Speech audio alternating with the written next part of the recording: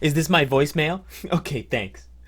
Welcome, Marvel Future Fight players, to your new living nightmare, Marvel Casino Fight.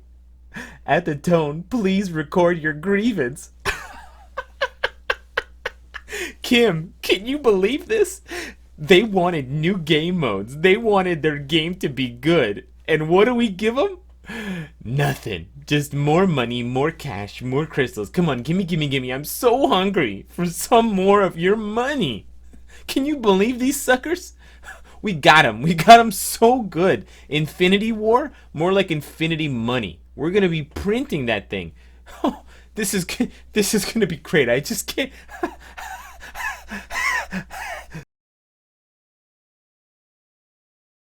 Hey guys, what's up? Welcome back to the channel. It's Cynicalex. And today we have the update patch notes for the Black Panther 3.8 update. And they're not very good. But let's find out exactly what we're in store for and then figure out what our next options are moving forward. But before we talk about specific details, I just want you to think about this picture in your head. More time and money was probably spent designing and testing a car skill for Ulysses Claw than an actual game mode for this update and last update and last update. Yeah. So we're getting 3 new characters. We're getting Shuri, Ulysses Claw, and Eric Killmonger, the Golden Jaguar, the other Black Panther. Cool. Shuri is going to be a speed character, which is only important for Extreme Alliance battle. Her tier 2 passive is for Extreme Alliance battle. So if you don't like the character, or if you're not a huge Shuri fan, and if you don't care about Extreme Alliance battle, Speed Hero Day, if you're not in a top 16 Alliance, you don't really need to get Shuri. You definitely can skip on her uniform. You don't need to tier 2 her. Just another pointless character for an update that didn't need more pointless characters.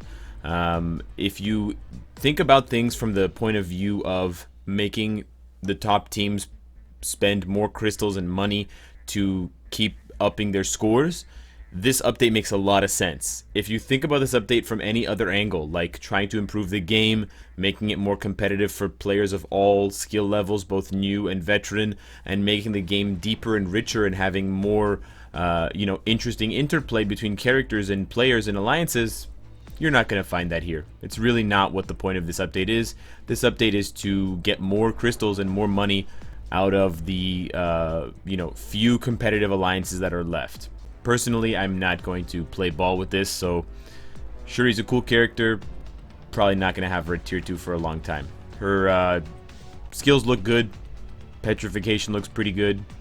No pierce or no penetration, so she can't be super meta. And yeah. Ulysses Claw, surprisingly OP for just a regular kind of run-of-the-mill bad guy. I didn't expect Netmarble to make him this powerful, but he gives himself and his team a huge crit damage increase. He also gets a huge crit rate increase and damage increase and ignore dodge increase with his tier 2 passive, so he suddenly becomes a pretty decent character all on himself and by himself.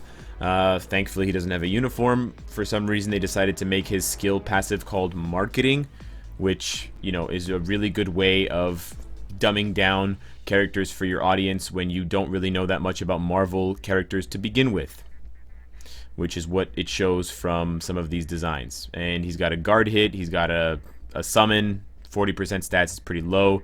Probably not going to mean anything special for World Boss Ultimate. We already have Loki, we already have Scarlet Witch, we already have Jean Grey.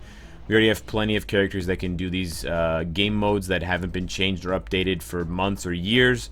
So what's the point of having another character, another blast hero, another blast villain, so that you can do Shadowland with that much more ease? It's just riveting stuff. Then we have Killmonger. He's getting his classic uniform look, or his classic look without a uniform, which is what some people were looking for, so that's cool. He's a combat hero, combat villain, so that's cool as well. His leadership is garbage. His tier 2 passive is pretty good, but we know that the all damage reduction is pretty useless. Blue Marvel has 70% all damage reduction, and he still gets dunked by Jean Grey, Cable, Apocalypse, Quicksilver, and other characters. So 55% physical damage reduction is just a little bit more than America Chavez. And how often do you use America Chavez for her defense? His tier 2 passive is pretty cool because it's got the extra damage against heroes, so it's kind of fitting. And his skills seem to have some, all defense down, which is useful for Shadowland, I guess, because it doesn't apply to world bosses or any kind of meaningful game modes. Not that we have that many meaningful game modes around right now.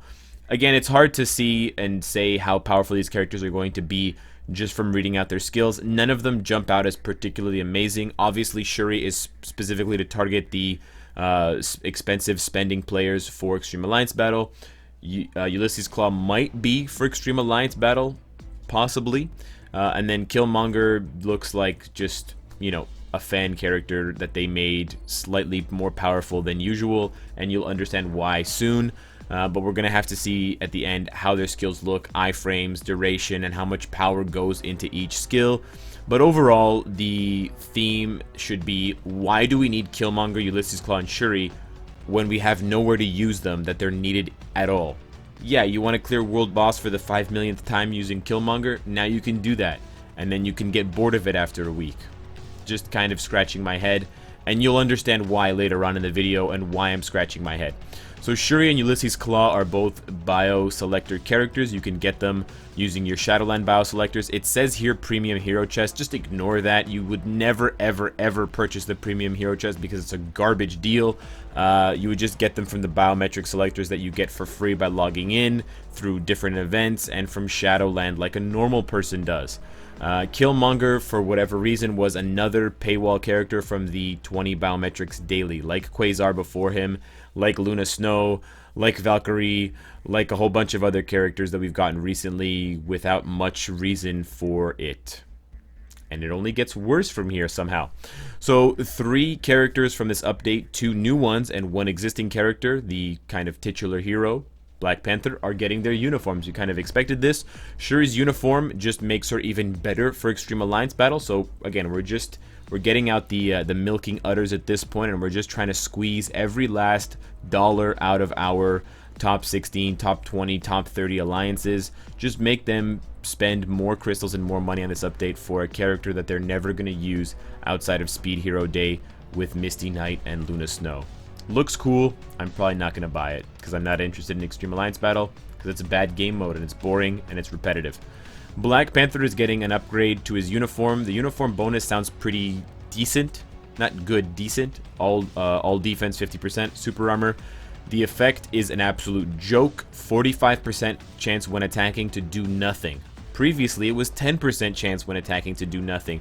Why don't you just eliminate the Predator Frenzy effect altogether? Bleed damage is an absolute waste of time in this game. And if you think for a second that this is going to improve Black Panther's damage, you're fooling yourself. The only way that this uniform improves Black Panther's damage is if it changes his skills around. So if they change the numbers, which for some reason they don't want to tell us about those things, or if it somehow gives him some self buffs on existing skills that make him stronger, and also the stats that he gets from actually having a uniform, which you could already have given him by just ranking up his Civil War uniform to Mythic. But you'll see why you don't want this uniform very soon. And then Killmonger is getting his Eric Killmonger uniform, the Michael B. Jordan uniform from the movie. And it's got a really garbage effect on it too. So they kept the theme going. They want 2 heroes who have ties to Wakanda to both be garbage with their, quote-unquote bleed damage, which is basically, secret code for absolutely no effect at all. You'll never notice the bleed damage. It's literally that bad. And, it changes his physical defense reduction from 55% to an all damage reduction of 55%. That's why I made the reference to Blue Marvel versus America Chavez. Do you think America Chavez is tanky? Not really. Do you think Blue Marvel is tanky? Kind of, but more so because of the iframes than the 70% damage reduction. And he's only getting 55%, so it's probably not going to be that much of a difference. And in the first place, why do you need Killmonger? Don't you have a bunch of other combat characters that can fit his role? Probably you do. I do. So yeah, there's that. Shuri and Killmonger are going to be a higher tier uniform, so I'm expecting the 1050 treatment that we got for characters like Thor for his movie Thor Ragnarok, and Loki and Hulk. Black Panther, on the other hand, because he's so amazing and he's the king and he's the prince and he's the Wakandan leader and he's the person that the movie's named after, Black Panther, Marvel presents Black Panther, they've decided to make a Black Panther uniform package. I'm not making this up. There's going to be a package in the store, like the Magneto package, like the Adam Warlock package, like the packages that we have in the store now for cards or gear up kits or ISO 8, and it's going to be for the uniform. It's also going to unlock something else that I'm going to talk about in just a minute, but it's primarily for the uniform. So it's probably going to have a price point of more than 1,000 crystals, because it wouldn't make sense to be less than 1,000 crystals or even 1,000 crystals. I think conservatively the best we can hope for is 2,000 crystals. I'm expecting 3,000 crystals, and I wouldn't touch this if it was over 3,000 crystals. So just keep those ballpark numbers in mind for yourself. You might have a different opinion. That's totally fine. If you don't want to buy it at all, I totally understand. But those are the figures that I've worked out in my head based on what we're getting out of it and based on how valuable it's going to be. There may be people that come out later on and try to justify this as a good deal because of all the extra free rewards you get from ranking up this new uniform to Mythic, but it's not really free because you have to spend so many crystals up front to get the uniform, and then you still have to rank it up. So it's a lot to swallow, and it doesn't taste very good. We have the new Legendary Battle, which is just the Cinematic Battle rebranded. So it's not actually a new game mode for any of you guys that are new to Marvel Future Fight. They're not giving us new content. They're just rebranding existing content and trying to make it look new. New and improved? Neither of those things. So we have the Thor Ragnarok there on the right. We have the new Black Panther there on the left. The Ragnarok is not being changed at all whatsoever, so it's only going to have one game mode and one difficulty, which is Brain Dead Easy. Then the Black Panther one is going to have two difficulties. Presumably the normal mode matches Thor Ragnarok, which means it's Brain Dead Easy, and my dog Snoopy could do it.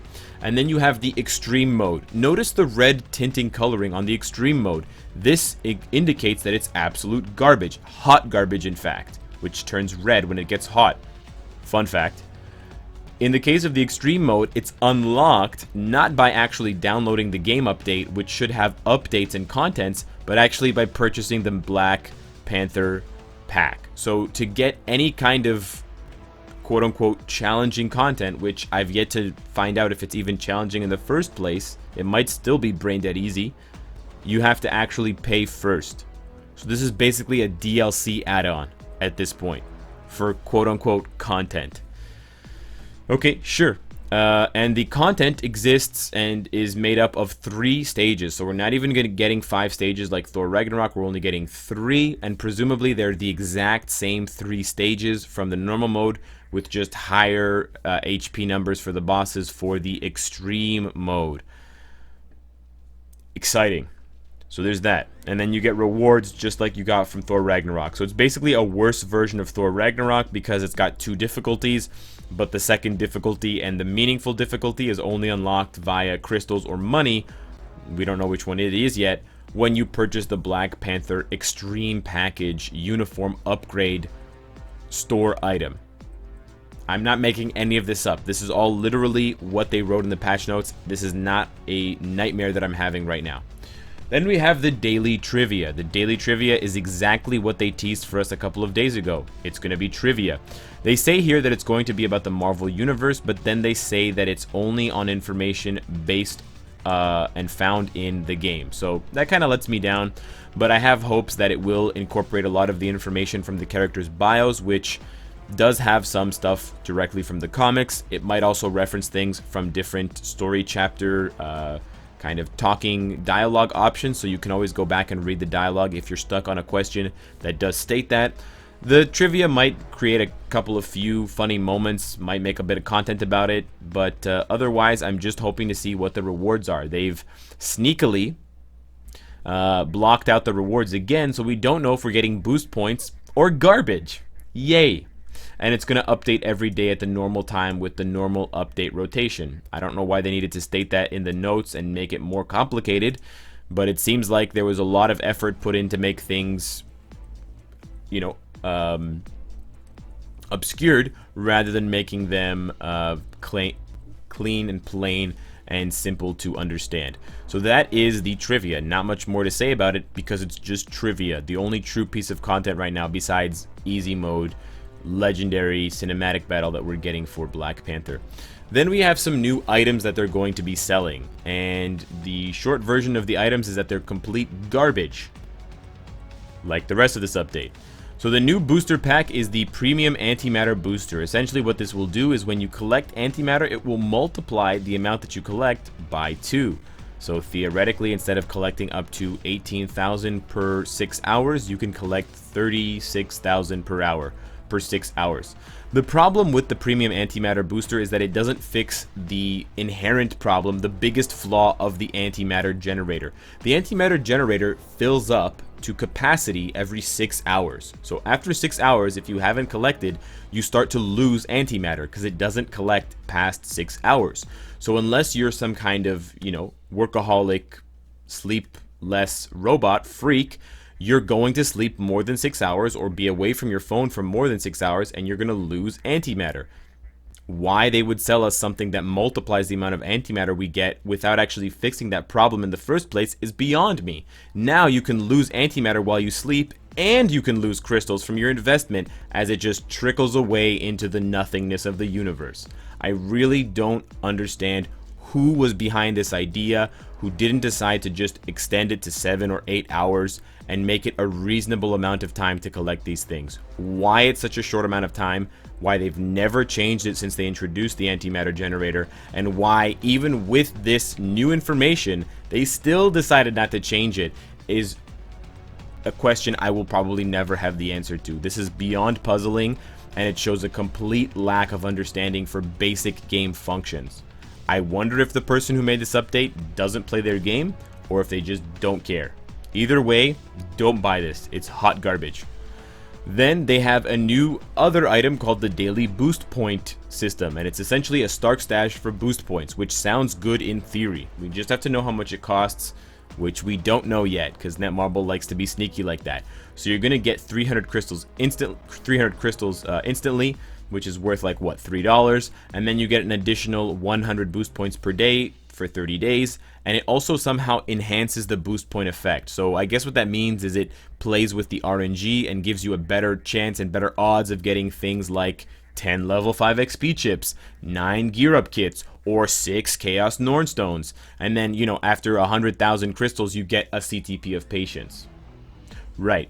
I like how they called it a CTP of Patience, because you need to be dumb and have a lot of patience to get a CTP of Patience with boost points.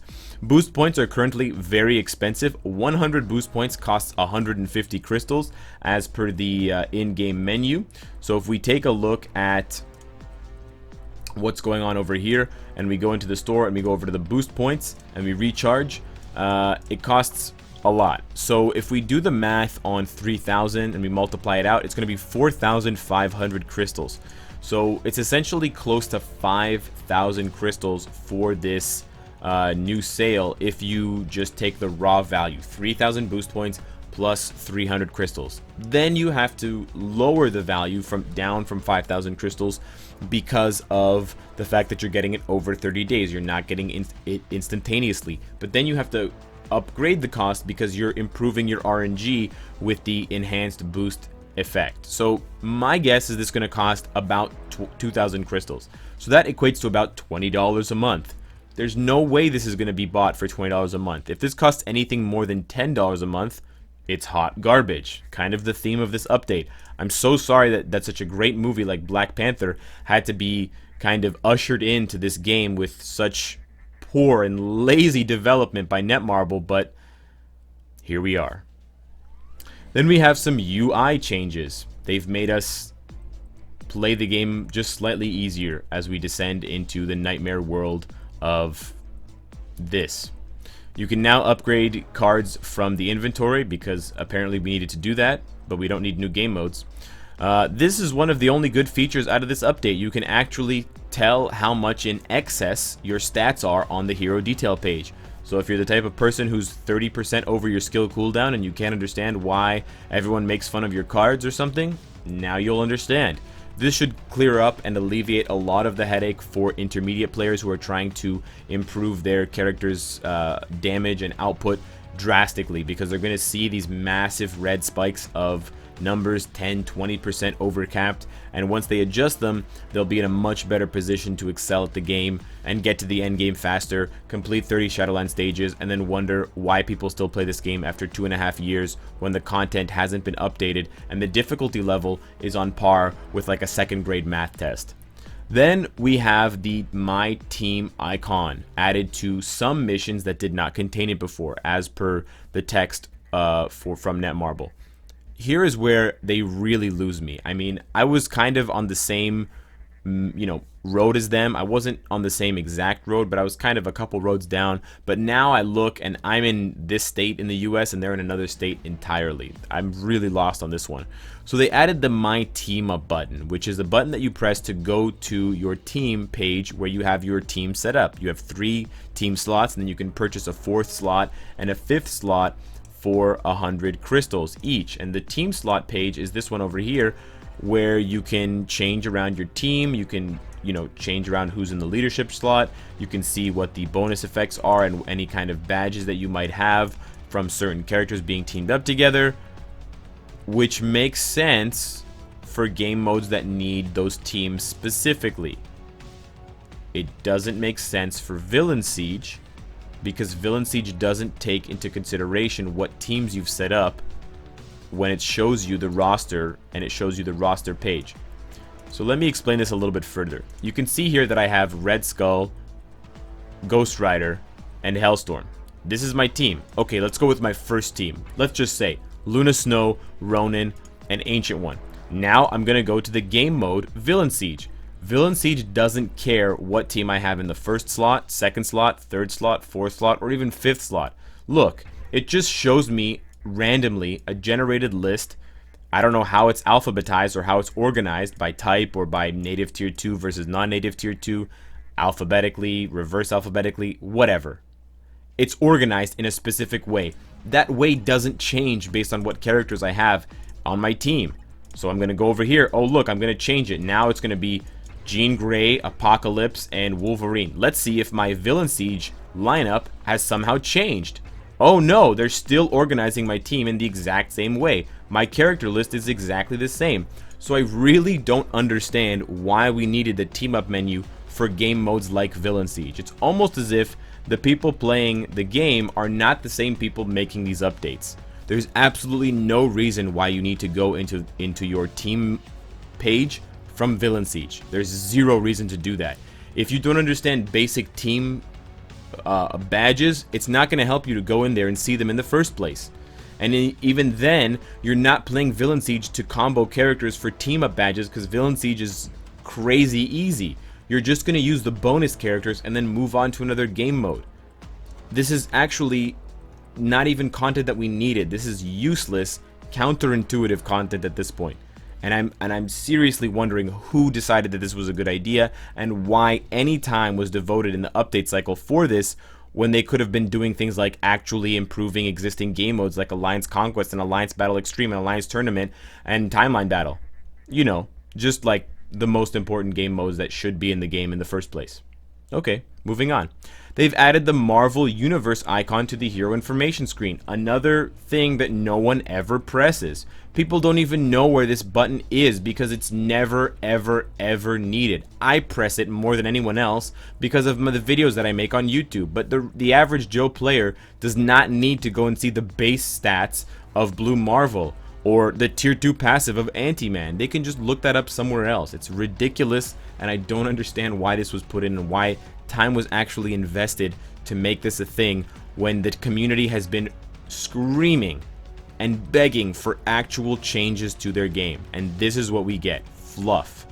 Total waste of time. This is a little bit of fireworks and a little bit of sleight of hand while they basically give you nothing. This is an empty magician's promise. Okay, a couple of other changes. The special mission quest pack, improved animation for XP chips, yada yada yada, better alignment. I don't even know what an aligning mechanism is, but apparently we needed it. Card information, that's great, good for new players.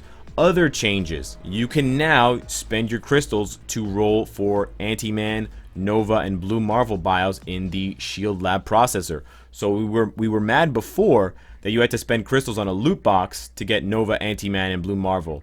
Now you can spend crystals on a random pick, which is basically a loot box, for universal biometrics. So they essentially changed the Ultimates loot box with a universal loot box. Please don't ever spend your crystals on the Shield Lab processor, and to whoever made up this idea in Netmarble headquarters for the design team, burn in hell. And then we have a couple of other things here at the bottom.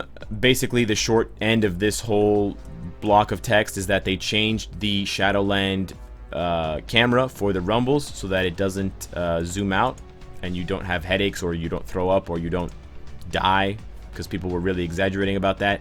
And they made no mention whatsoever of the Frost Beast, which continues to confuse the ABX player base, who start to wonder what they're doing with their lives in the first place because they've prioritized the game mode that is completely upside down, topsy-turvy.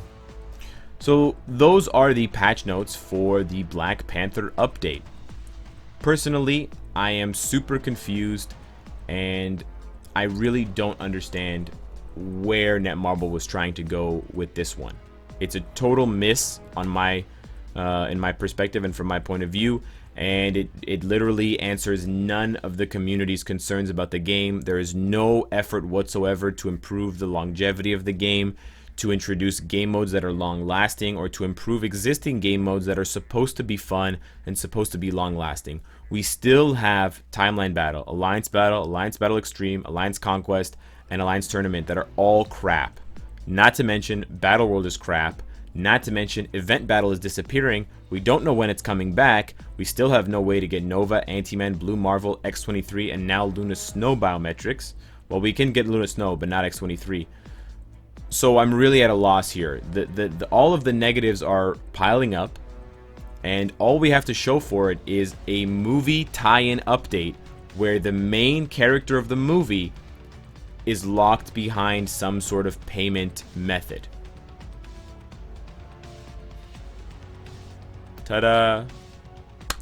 Let me know what you guys think in the comments below. Let me know what other games you're playing nowadays.